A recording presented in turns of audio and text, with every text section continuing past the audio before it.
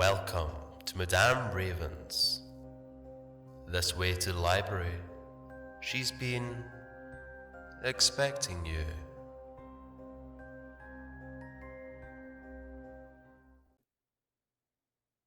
The Wild Hunt, urban style, downtown. I hadn't been idle in the month since my last run. Just in case I was not insane, I had made some plans and set up ways to get away from the true hunt, to dodge them until dawn.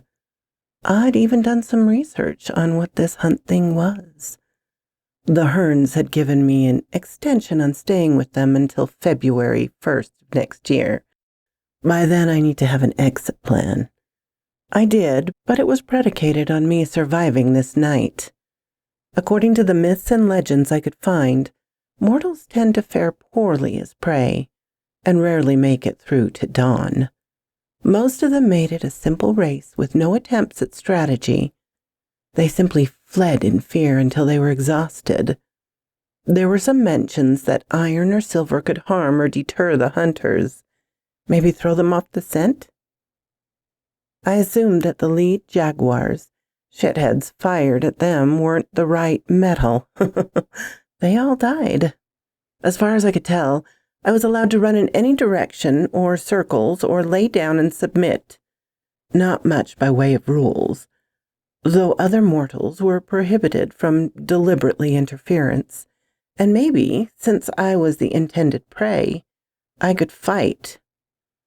I'd stretched the contents of the local library, and the interwebs were just not trustworthy. I ended up asking the Hearns. Turns out the mister had several books on the subject that offered a wealth of information. I came across a section that noted that in certain parts of the UK, the leader of the hunt was called Hearn. I thought he may have gained an interest because he'd discovered the folklore while researching his family name. I didn't ask the whys and wherefores. I was still pretty insular and liked keeping things to myself. I should have asked. I was still likely persona non grata in the hood, especially with Jaguar's crew, but turd gangsters had offered the hunters a nice distraction last time. Plan A was to get one of the turds' gangs to chase me and run interference. Considering how close I'd come to dying the previous month, it may seem like a dumb plan, but this time there'd be no reason for hot pursuit. I didn't plan on killing any more gangsters. I just needed them to be irritated enough to follow in my wake and get eaten in my stead. The turds called me Coyote because I was wily, but for real, not like the epitomous cartoon character. Last night was Halloween, what some of the research material had called Samhain. It seemed a pretty significant holiday in several cultures and was called by several names. I'd have to stay ahead of the hunt until dawn on Samhain. Great. One of their holidays, I thought bitterly. In some of the stories, dawn was indicated by the crowing of a rooster rather than the actual sunrise. For my run, I'd have to plan for sunrise and hope for cock's crow. Cock's crow. Funny to me, I was still barely 18. I knew that only one place roosters resided in town, at Jaguar's Arena. He made them put on razor spurs and fight to the death, asshole. It would have to be sunrise, and I would have to make my stand at Jaguar's crap hole, or stronghold, a factory of misery that he called La Selva, the jungle, aptly named. The cockfights were only one of several atrocities produced by that paragon of moral virtue. I know, I tried to stay out of their business, but this dude and his crew were warped. I was hydrated, and Mrs. Hearn had made an inexpensive but stellar meal for supper. The lady could make the plainest fare taste like ambrosia. I discovered all sorts of new words in my research. I had energy bars, a water bottle, and a small first aid kit, all in a small backpack. No crappy convenience stores tonight if I could avoid 'em. I could still smell the fabuloso. It had burned into my sinuses. I still had my knife, but no firearm this time. I dressed in layers, with a light gray hoodie on top. It sported a local college logo, so even if the cops spotted me, I could claim to be a new student, and everyone knows that college students are well behaved and get no attention from Johnny Law. Eye roll. Let's face it, a dude riding around on a darkened out bike at night and wearing all darkish clothes while pedaling through sketchy neighborhoods was suspicious in the world of law enforcers and good citizens. In mine, it was just standard business attire. I geared up quickly and pedaled away towards Sony's territory. I needed to get his temperature in case he felt the need for a grudge. He might even want to sell me to Jaguar as a peace offering. I would be the one to end up in pieces. Dang. Mr. Gosling had hooked me on buns when we both lived in the old apartments. The lowest form of humor, he'd called them. My excitement and scattered thoughts were interrupted as I felt a blast of cold air from behind, and a chill arose in my bones. The baying of the hounds grew more distinct, and I was already in high gear. I needed to focus on being a truly wily coyote. I was fleeing fast, but it wasn't as effective as I had hoped. I could freeze and hide somewhere, but that was risky. I could end up trapped, and it seemed too early in the chase to go to the ground. I just couldn't see fighting the hunters. Guns had seemed to have no serious effect, so what could my pitiful knife do? I put some old nails in my pant pocket. I read something about iron protecting from certain entities. Maybe they could be used to throw them off my trail? I wore a silver chain around my neck. It had a metal pendant that went around in a weird, endless knot, like a puzzle for the eye. I wasn't sure it would help, but Mrs. Hearn had given it to me for my birthday, and it was part of my former stash that she'd made into a gift. Talk about tweaking the conscience. I dropped a few nails behind me at a four-way intersection, a crossroad, and after that, a few clever twists and turns down well-lit avenues. I lost the sound of the hounds. I saw Elle hanging out in front of his favorite corner. He might give me a heads up or some news. His gang's smaller territory was on the way to the heart of Sony's. The leader, Skittles, had been a protege of Sony's. The hood kept one of his toes, but it can be funny as well. I'd have to be, or everyone there would commit suicide or start a war. I'd heard from a good source why he went by L instead of his first name.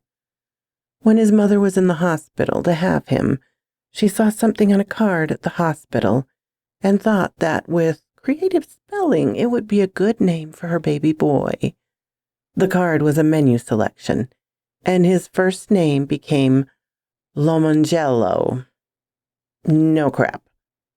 Dude was named Lemon Jello, but crammed together as one word with the emphasis on the first O, as in lemons, and the J switched to a G. The other hood rats didn't catch that he was named for a gelatinous dessert, but he was actually a smart dude and didn't want to take a chance, so he cut it down to L.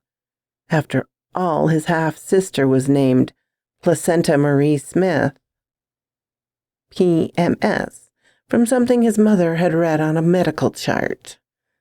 I grinned as that thought rattled around my skull that otherwise felt full of actively crawling and biting spiders. Brr! I shivered and looked quickly over my shoulder towards the encroaching gloom. I had to be quick. Hell, what's up? Am I okay to be around here? I cried out in front of him at a distance and at a casual speed. The tall, thin man shrugged. Don't know, Coyote. Skittles and our crew got no beef. Don't think Sony's got no beef. Nobody knows for real what happened, but Jaguar's lost 5 of his big boys last month, and all his real killers. Word is they jumped you and you took care of business, but nobody knows just how. It put Sony up in the game. He hinting that he bailed you out of a spot. I nodded. That made sense. Sony would grab all the credit he could since the conflict with Jaguar was actually his. So you think I have a pass to cut through Sony's block? He just shrugged for an answer and say, well, I'm not saying, I'm just saying. Know what I'm saying? I got the flash of a quick grin and knew that he was saying was that there was no guarantees, but to the best of his knowledge, I'd be safe in his trashy gang's territory and maybe even welcomed in Sony's. Unless I contradicted Sony's version of events. I sped off in a new direction and called over my shoulder, Thanks, Elle. I owe ya. I wondered for a moment if the hunt would affect Elle or anyone else in my path tonight. I couldn't shake the chill nor the realization that this thing with supernatural hunters was real. Foo-bar-rino. Hopefully changing direction and a few more times would help. It was clear that I couldn't win a flat-out race. I cut through Sony's territory on the fastest route, but kept my speed to a minimum. I didn't want to attract unfriendly eyes of any kind by whizzing around like a troublemaker, at least until I had my social bearings. I had a destination in mind to tell Sony and crew if I got stuck talking to them. Moneytown. That's the nice part of town. My hood contacts called it Moneytown, not because everyone there was wealthy, yet most had more than hood rats, and it could be lucrative to conduct business over that way, and then catch a train and bus back to the hood. Even some of the hoes, prostitutes, whatever, rode over there for transactions, fun for money deals, and slung a little dope on the side.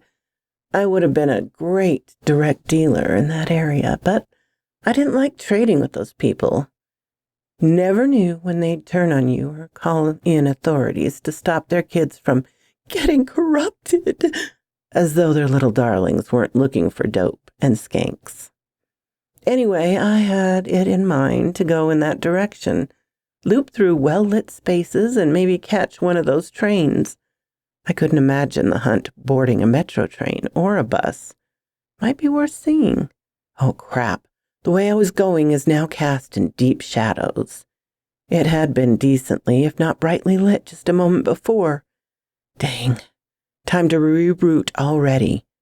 There. To the right it was lighter. I took off that way. Now I just have to play along. Last time I'd hidden in shadows, I'd had to face a bridge troll. No idea what was waiting for me on this ride. I picked up the pace. It's not that physically challenging with a geared bike if you know how to use it. And I feared the hunt much more than the hood rats. Still, I had a feeling I'd be exhausted if I lived long enough. Maybe I just ended up dying tired. I made a few more turns on the streets and alleyways that were clear and lit to various degrees. I was well clear of Skittle's small territory and deep into what last known to be Sony's. I should be okay from mortals from a while. Great. My next turn took me towards Sony's club and favorite hangout. Bay View, a shiny topless bar and nightclub he owned, appropriate in hood ratish. B-A-E, meaning beyond anyone else. But in Danish it means poop, as in shitty. Didn't know Sony was Danish. Goofy-ass mind of mine. Never stops chattering to itself. Hopefully Sony and his close-quarter crew would be inside holding court. Naturally, no such luck. There he was out front near his pearlescent painted Escalade, with classless gold trim, likely so he'd have a place to hide if shots were fired. He probably wouldn't have noticed me, but Papa Boo Boo, his lead enforcer, saw me. maybe made eye contact. It was hard to tell since it was after midnight and he was wearing gold-trimmed dark shades. Sony insisted on gold trim for himself and his vulgar minions. I figured it was better to act like I'd been heading towards them on purpose. Maybe I could avoid the delay of being dragged inside to visit. Sony looked towards me as I did a rolling dismount and came to a stop well before I reached his danger radius, the point from which anyone could attack effectively with or without a firearm. He pushed up the frame of his gaudy prescription shades. "Say, Coyote, you ain't been around here for a while. You been feeling all right?" He had a smooth, snaky voice, like a topless bar DJ. I didn't let the friendly tone fool me, and I needed him to give me a hint of how to answer, so I just nodded and then ducked my head in a humble fashion. "Come on up in the club. We'll go up in the VIP room and visit." Do I really need to think it? Foobar. I grinned a fake grin and set my bike against the front wall. Nobody would dare steal it from in front of Sony's HQ. I followed the big gangster into the dark, smoky, and far too loud interior of the club. Papa Boo Boo went ahead to forge a pathway, and a different bodyguard loomed behind me. Biggie 5 or Biggish Ass, I don't know. We had to go through a door to get to the VIP section, then another to get to Sony's Sanctum Sanctorium. Okay, gaudy, tacky, and smelly office. The stench was a combination of scented candles, cat piss sweat, and dirty arse. It was surprisingly quiet considering that a short distance away, a tooth-rattling bass of a stripper music vibrated the walls of the club proper. Sony had truly admired the cable TV character, Tony Soprano, and had decided to emulate him by placing his headquarters in a topless club. "Yeah, it's like Sony be Tony," he would often say to his mindless sycophants. They'd cheer him on and encourage him. Have I mentioned that these guys are not exactly geniuses? "Go on, C. You can have a seat. Nobody's hating in here." Sony delivered a full-on reptilian smile. Fangs, snaggly brown teeth, and all, and gestured to a scantily clad woman who had already poured and handed him a drink. She proffered one to me. I would have loved to have declined, but I knew how the game was played. Besides, a little Hennessy would calm my nerves. I smiled and nodded my thanks as she handed me the glass, and returned her own smile that promised pleasure. Oops, Sony was talking again. "Heard you been recuperating since that thing with Jaguar's crew. He pissed. Left him short on peeps. He put up 10G for you dead and 25G alive. Good money." He hissed out a short, quiet laugh and took a slurping sip as a means to prompt me to speak in turn. "I was in bad shape. Couldn't have got out of there without you." He raised an eyebrow. He knew this was an outright fabrication, but wanted to see where I'd go with it. "Well, Enrico Fermi, sorry if you give me a proper hint. I wouldn't be doing mental gymnastics to answer," I thought as I reasoned through this conversation, for which I had no time. "Well, you know, things got tough. There at the end when I walked away, wasn't nothing left but some smoked turkeys and a couple of rides, and they was gone before morning. I knew it was you who took care of the leftover problems. Glad you got your own cash and don't need any dirty-ass Jaguar money. Yes, I was a real douche for sucking up to him, but I really didn't have the time, and I could speak urbanese vernacular when necessary, though it was always self-conscious. Didn't want anyone to think I was a poser, even though I took turd money in exchange for doing ill shit and all the while looking down on my benefactors. Guess I was a poser. He nodded and steepled his fingers. Yeah, well, you know I'm old school. I look out for my peeps. You ain't exactly one of mine, but you do your business right. That gets respect. He wanted me to commit to his crew, but that would mean less for me and more for him. I preferred to remain an independent contractor, a criminal entrepreneur. Though that pipe dream had been fading fast in the past month, I kept thinking, please let this be over soon. Get to the stinking point. Amazingly, he picked up on my nonverbal cues. Not sure to what he attributed my nervousness, probably to being in the presence of someone so impressive as himself. Maybe because I'd dropped a gauntlet about whether he was sorry enough to want to collect the reward on my ass.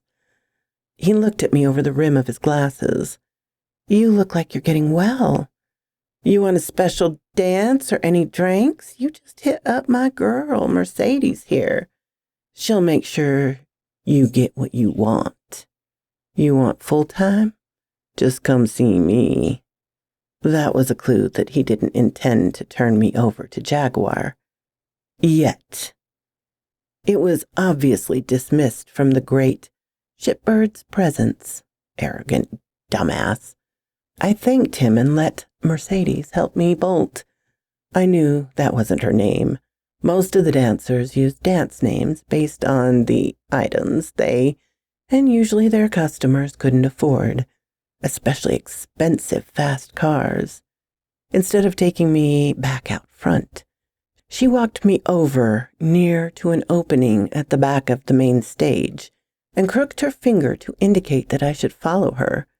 I couldn't help but pause and watch in admiration as the dancer currently on stage, who performed amazing gyrations, all while upside down and topless, with one leg wrapped around the pole. Nope, no time for that, I said to the front of my trousers as they tightened, and I picked up the pace to catch up with Mercedes. She turned a corner and passed through a door labeled dressing room. I paused at the threshold, but she turned and said, "Come on in. If you ain't seen naked bitches already, you will soon enough." It was essentially a locker room where several dancers in various stages of dress prepared for their shows or counted their tips to see if they had enough to cash out with the DJ and still have some to take home. There was a hooker seated at a makeup table and drawing on eyebrows with a Sharpie pen. A full bag in an array of colors indicated that it was her preferred brand of facial enhancement products. Once Mercedes and I were in her closet office, she turned abruptly to look at me. "Now what the crap are you up to, Coyote?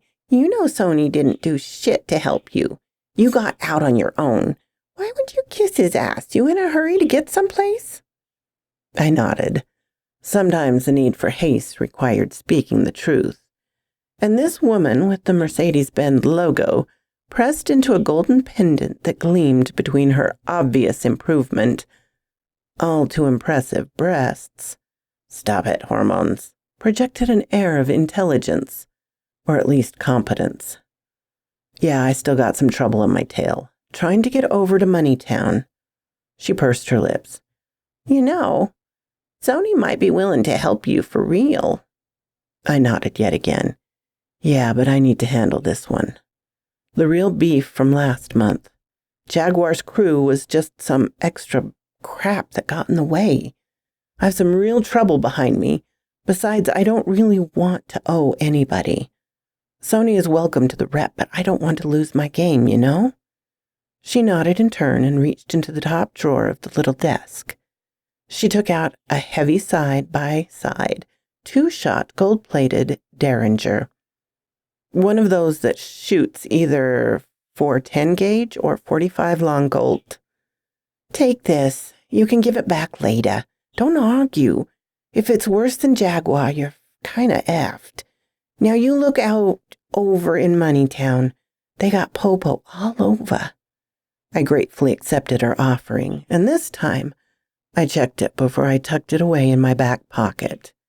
It was loaded with 2.45 long Colt rounds with shiny silvered tips. I rolled my eyes up towards Mercedes with a questioning look. It was Sony's back in the day. You know he likes flashy crap. The bullets are stainless steel, not silver, so don't try to hawk 'em. She delivered the last with a little smirk. I gave her a weak smile. Thanks.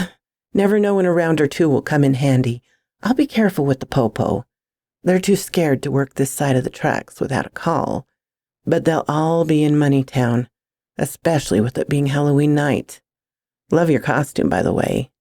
She gave me a tight smile. It was always cool when people with a brain found one another, even in the worst environments. Didn't hurt that she was hot.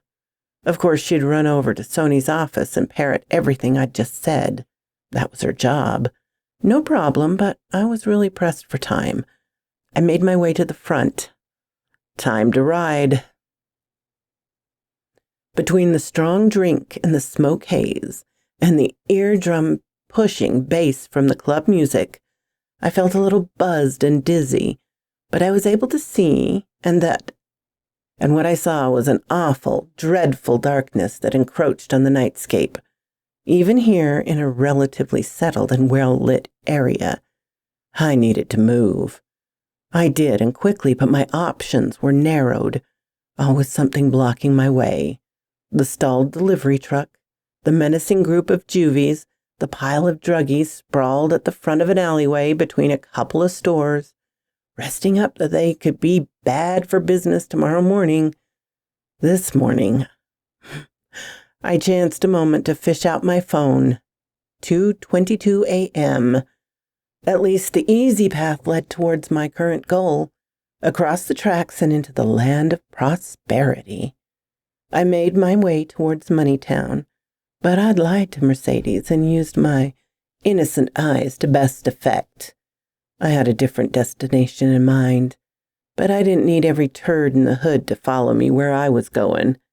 They could chase me later if I survived. It was only a matter of time before the word leaked out that I'd once again entered the hood, and anyone with a grudge would be looking for the reward or the blood of Wile E. Coyote. Apparently my short sojourn into Sonny's den of iniquity had confused or sidetracked the hunt. Maybe they'd stop by to check out the show, I thought, without any real hope, just my outlandish mind. I was soon clear of the literal trucks that ran up to the last metro rail station before downtown turned to Turd Town. Anyone going further in that direction on public transportation would have to use a bus. I was headed for the maze of skyscrapers and lesser buildings in downtown. The turns and alleyways were extensive. In my research, I'd discovered that the hunt usually took place around forests. We had parks and some trees over by the zoo, but I had a larger, more familiar hunting pack in mind. The towering structures of downtown. The other part of my research had been studying maps and making practice runs. Have I mentioned that I ain't stupid? Feeling self-satisfied, I patted myself on the back for an inspiring prey plan. A train pulled into the station, and I had just enough time to take out my Metro System pass card and get my bike and me onto the car before the doors gave their auto warning.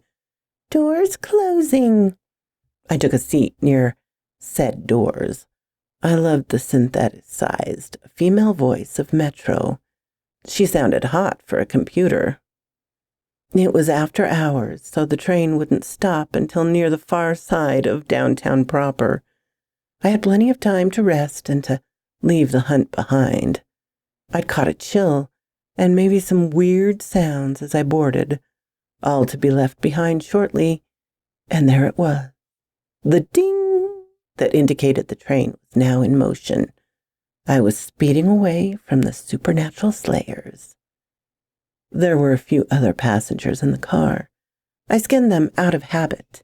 A young couple who looked strung out on something, a middle-aged couple dressed as Grandmama and Lurch from the Addams Family, and a big dude at the far end of the car, slumped down with the dark hood pulled over his head and face, and a voluminous black leather jacket over that.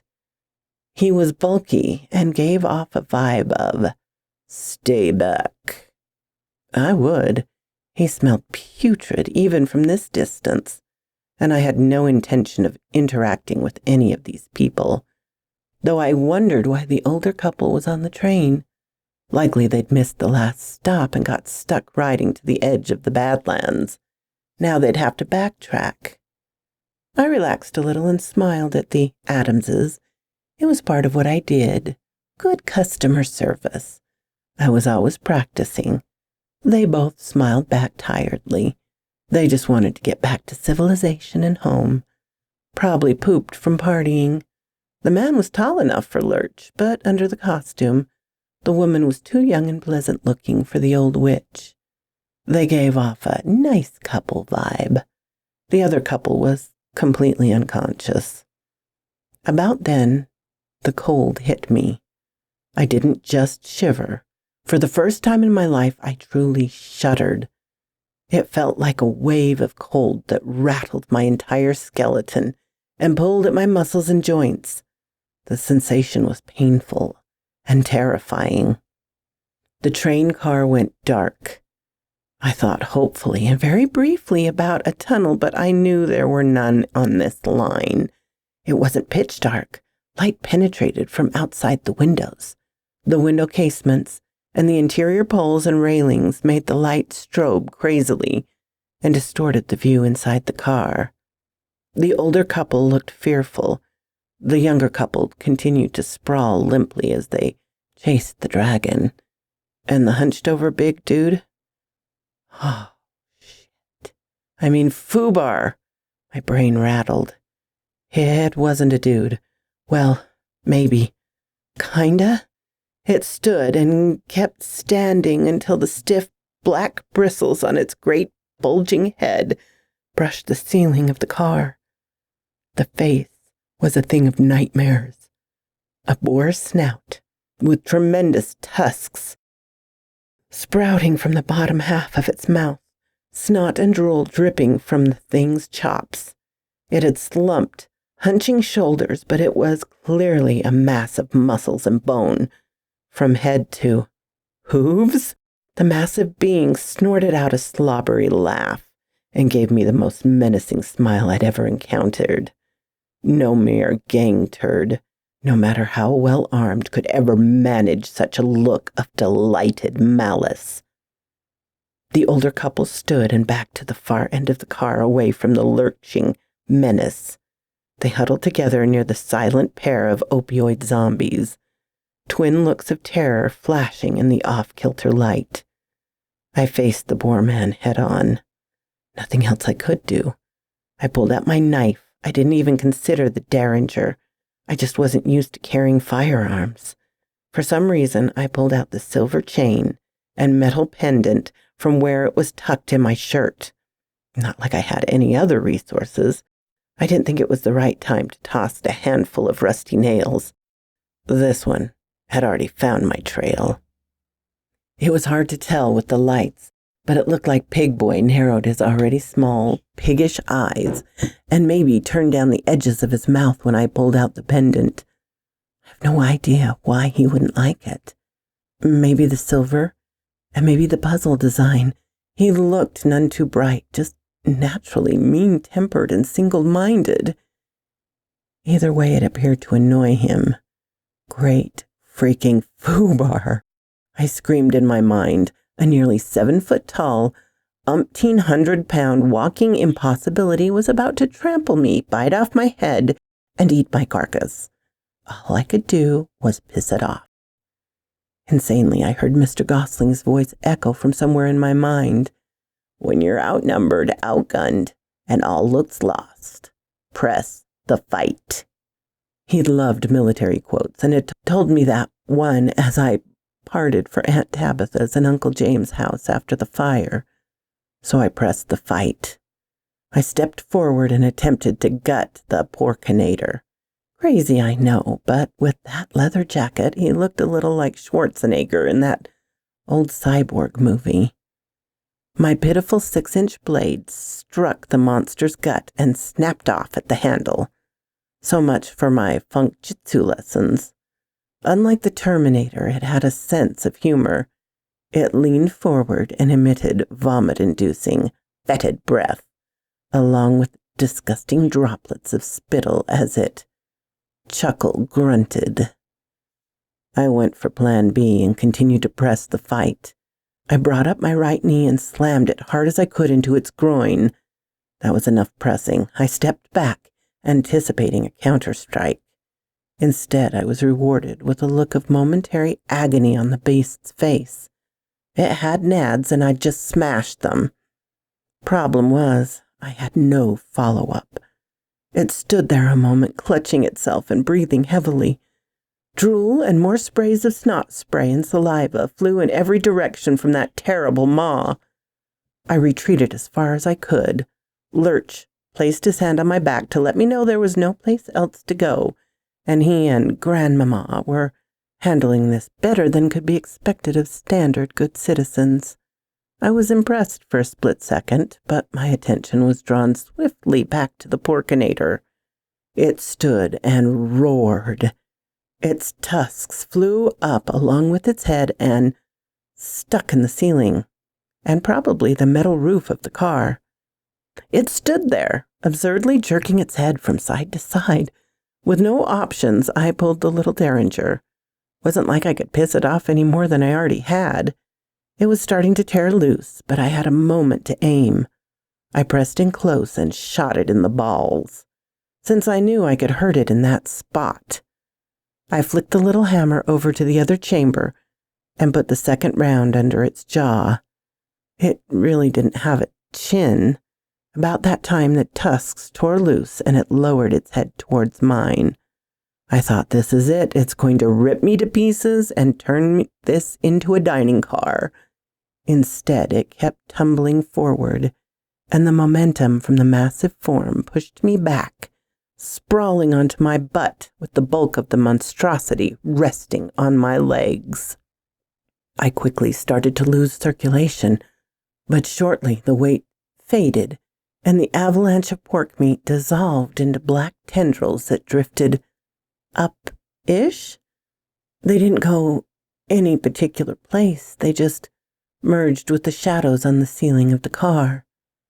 The lights flickered and then came up completely. The only remains of the enormous refugee from the island of Dr. Moreau was the jacket it had worn and the lingering putrid stench. I lay there panting, blinking my eyes, with absolutely no doubt knew I was gaping like a fool. That must have been real silver on the bullets. I had no idea that it would have any effect. Seriously, though, why would a turd like Sony have silver bullets made? Probably some stupid notion that it was something to show off to his fellow morons and use as a springboard for trash talk. Didn't make sense. Mercedes had specified that they were not silver. Maybe I can fight them, I considered briefly, still flopped out and supine. My little pack was digging into my upper back, but it supported my neck. I felt hands grip each of my shoulders. I stared at that, but Grandmama said in a soothing tone, "It's all right, kiddo. Are you hurt?" I did a quick physical inventory. No, ma'am. I think I'm okay. Just bruised and covered in porkinator snot." At that, Lurch bellowed out a quick laugh.